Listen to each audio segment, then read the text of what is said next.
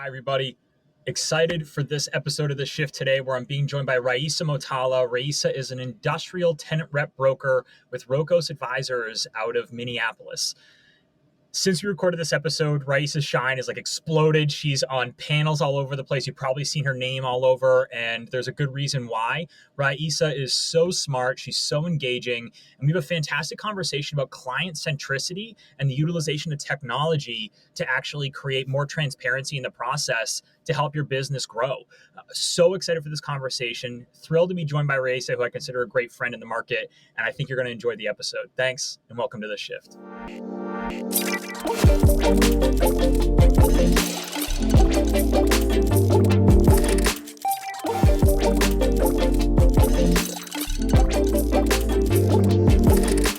Ra'eesa Motala, thank you, Ra'eesa, for joining us today on The Shift. How are you doing? I'm doing great. Awesome. So excited to have you here today. So for those in the audience, those listening that do not yet know you, tell everyone about your background and kind of how you got into real estate. For sure. I'm an industrial corporate solutions broker. I focus mostly on the 10 rep side with national clients around the country.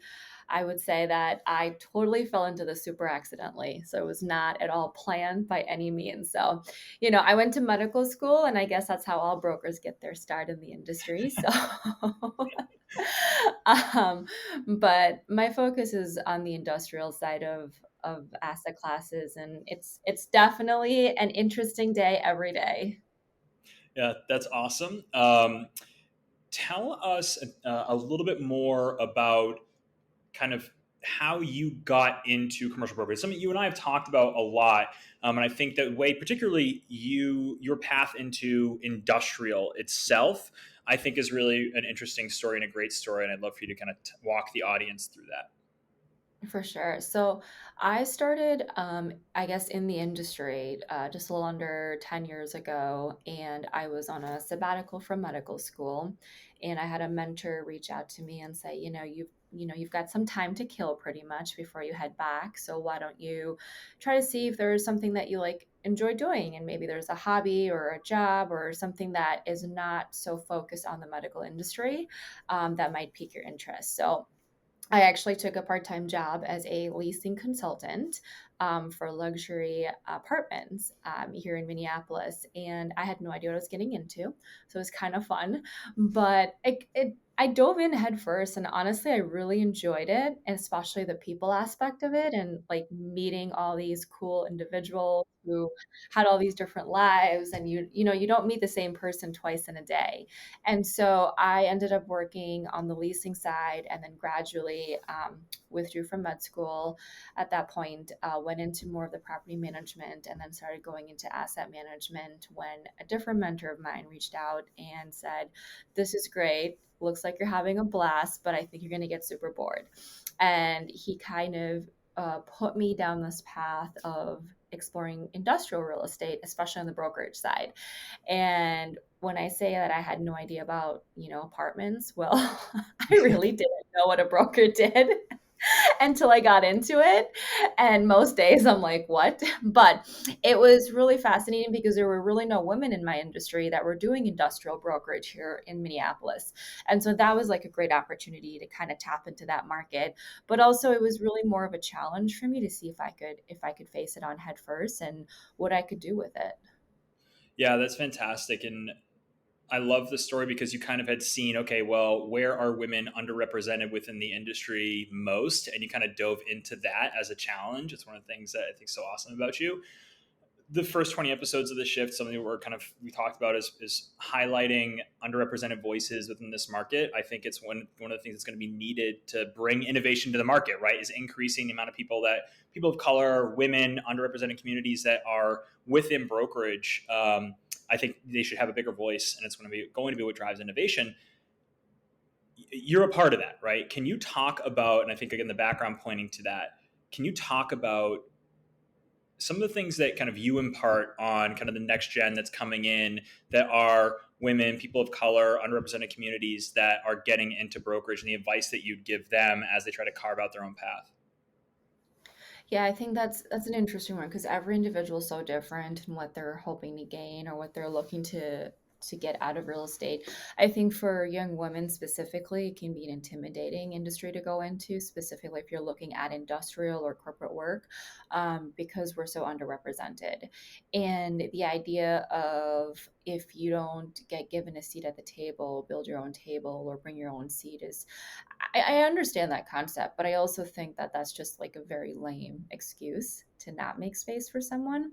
And so for me, I've always had the mindset of just because I had to go through X, Y, and Z and face those challenges and try to overcome it doesn't mean that the women that come after me have to go through the exact same thing to get where I did. If anything, it's my job to help make it easier for them so they can find success earlier and then in turn around and help the next woman behind them to come in, and that cycle will eventually end or it'll shift. But I think when you look at women and BIPOC individuals within commercial real estate, I think the idea of the opportunity has never really existed just based on how the industry is set up. And then also, it's just not really something that you're taught or it's not something that you're exposed to. So, if you don't have those experiences, you don't understand what opportunities are out there and how you can create wealth and how you can build that wealth and close that gap. So, part of what I do is I mentor for ULI, or the Urban Land Institute, and I chair our Ready program. So the Real Estate Diversity Initiative is a development project that's 6 months long. And in order to apply to be part of the cohort, you have to be a BIPOC individual or you have to be a woman. And so we want to make sure that we're finding a way to create an opportunity to provide this experience to those individuals that want to get into the industry but don't really have a means to, or there's a barrier financially or via a network. And they go through a 6 month development project from start to finish. And by the time they graduate, they're able to kind of have a very high level overview of the different roles that go into creating a building a building or creating a development or brokering a deal. And from there, they can use that new skill set to go out and network and find a new role or collaborate on projects or maybe even start their own businesses. So I think that's a really great way of not just building a table and bringing a seat, but like passing that baton on to say, like, I learned this, let me pass this on. And now you go pass that on to someone else, or even let it be an aid for you in your career. Yeah, I love that. I think a lot of the conversations we've had have been people saying, "Hey, if you're coming up in the industry, this is, the groups you should go involved with and things like that, like crew and things like that." But to hear your answer and say, "No, no, no. If you're in this industry today, you also have a responsibility to that generation that's looking to come in. Be proactive and reach out and try to do what you can to kind of increase the diversity, increase the voice there." So that's fantastic. Um, Well, right. And I think if you don't have a strong mentor or if you don't have a strong support group, then you're probably more likely to fail easier and quicker. And it, it's a tough business to get into and break into.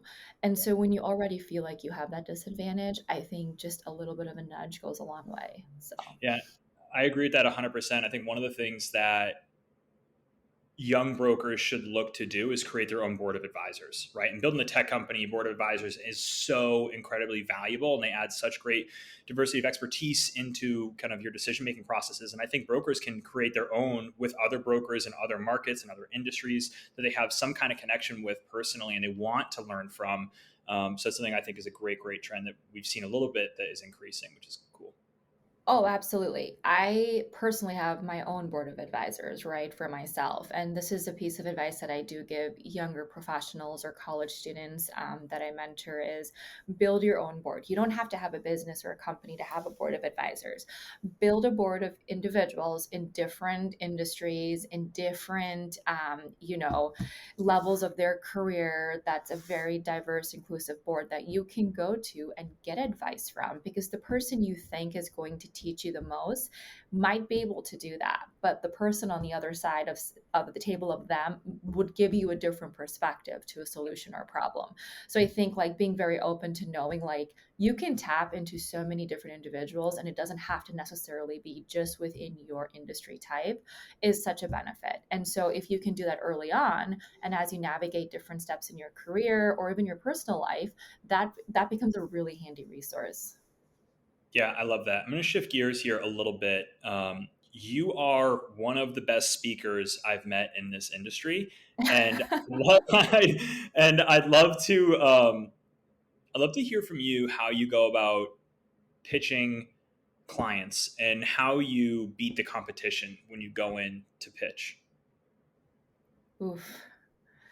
Okay, we're giving away trade Yeah, secrets. you don't have to do that. No, you don't have to go. Okay, Oh, I'm teasing.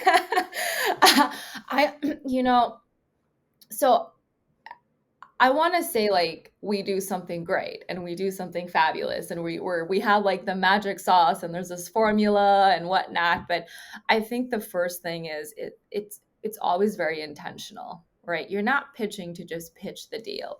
You're pitching to build a relationship. You're pitching to build this foundation of trust, of transparency, of communication. And most importantly, it's like a collaboration of two different organizations that are kind of coming together to achieve the same goal. And when you put yourself in your client or prospective client's shoes and you put yourself in their business, I think you really have to shift your mindset on how you approach certain topics, right?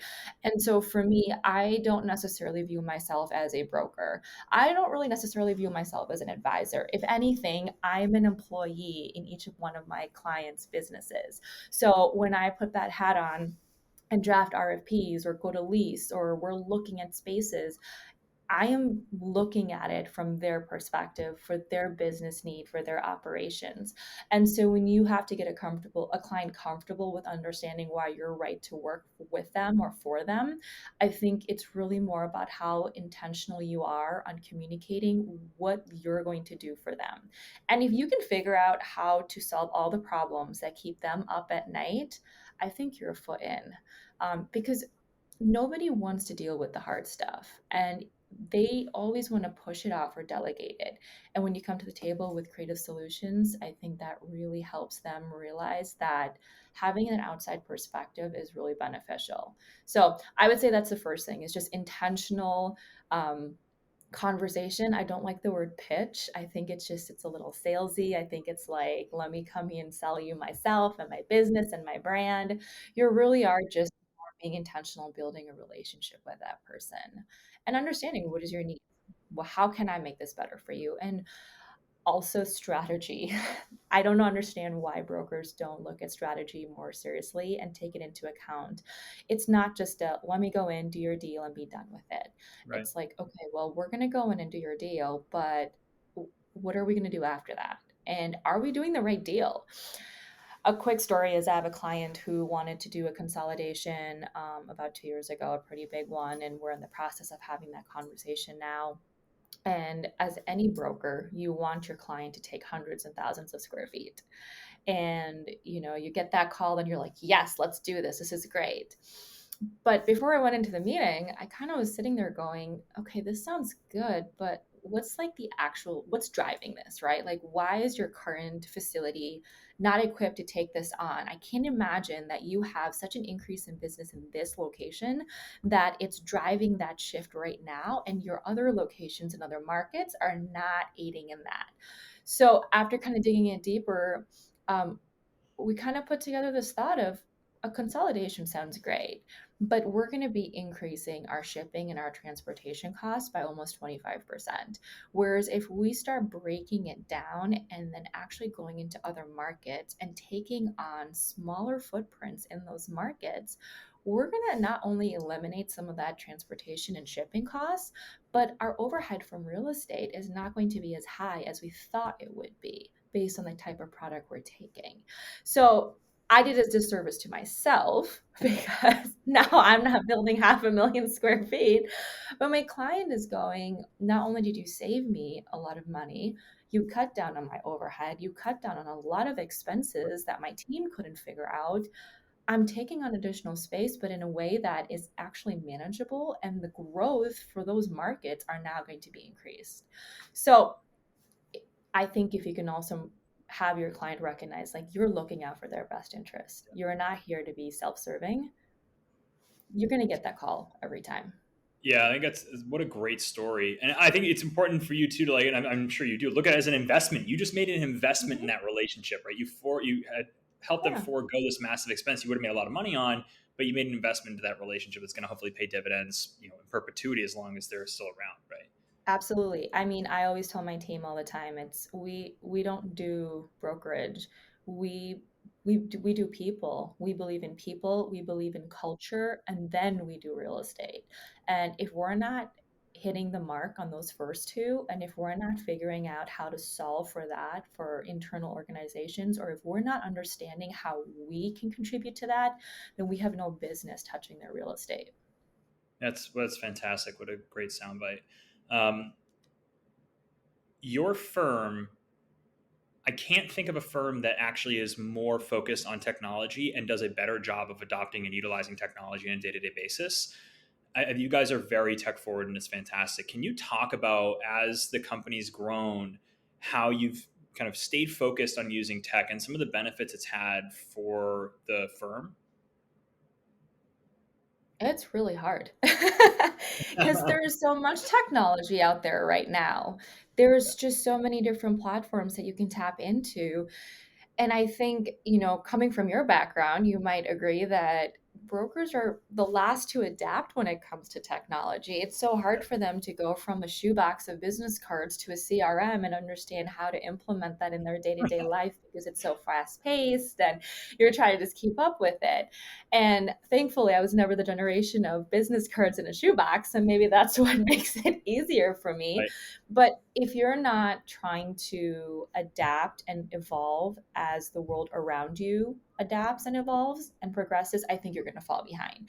And you're also going to be doing your clients a disservice. It's not about using the fanciest technology to be able to show, like, we can give you this and then not know how to use it or implement it. It's more about, can we implement this software or this program in order to make our process more streamlined, more efficient, and therefore is it going to make our clients day to day easier? How they access data and how they have information at their fingertips is so important. We're living in like this really fast paced world. And if anything, COVID may have slowed us down for a minute, but I feel like now we're all busier than ever. And we don't have time to digest information the same way we used to. We also don't have the ability to reach out to internal organizations as we look at how different modes of work are shifting, right? If I have a client who's based out of Texas and his VP is based out of Ohio and we're not sitting in the same room, it's my job to figure out how to make sure we're all aligned and on the same page. So the day that that lease gets executed, the only questions are going to be, okay, great, where are we going to celebrate? It's not, wait, who did this? What is happening? When's build out? It's all very much so, how do we make this process easier? And not every technology is going to work. And we're guilty of that. We try things all the time, we take it on, and sometimes it's a home run, and sometimes it's just not the right fit for us. Doesn't mean it's not the right fit for somebody else. And so as these different platforms are improving, we're trying to improve and get better as well. And I think there's a curveball for that. It's just, you never know what is going to be thrown at you in terms of what you need in a product. And so that's why, I mean, I'm just going to shamelessly say LeaseUp is a technology platform we've been using for a while, and it's one we use every day. And it's one that my clients have come to me and said, I'm so thankful you're not sending me PDF documents of like buildings any longer, because Ra'eesa, I did not know what to do with it. It was getting on a phone with you and going, hold on, I'm scrolling down. It's page 4. Nope, nope, just kidding. It's page 5. What is this? So the idea of having that information when they have the time to digest it is really important now. Yeah, and thank you for the plug. Appreciate it. Yeah, you're How do you? sending me my check later, right? How many Don't you zeros per worry. comment? How do you think about the tech stack in brokerage for yourselves internally versus things that you want to be able to provide to the client? Do you see them as kind of bifurcated into separate things, or is it, hey, it's part of the overall way I work? Clients are central to the way I work, so the tech has to touch them as well as touch the internal processes that we have. It's I think ugh, I think it's a little bit of both, right? And I think you and I've had this conversation of, you want to make sure your client has access to all this data and you want them to have all the information up front whenever they need it. But at the same time, there's certain things that you do need to keep in the background until you're ready to push that forward.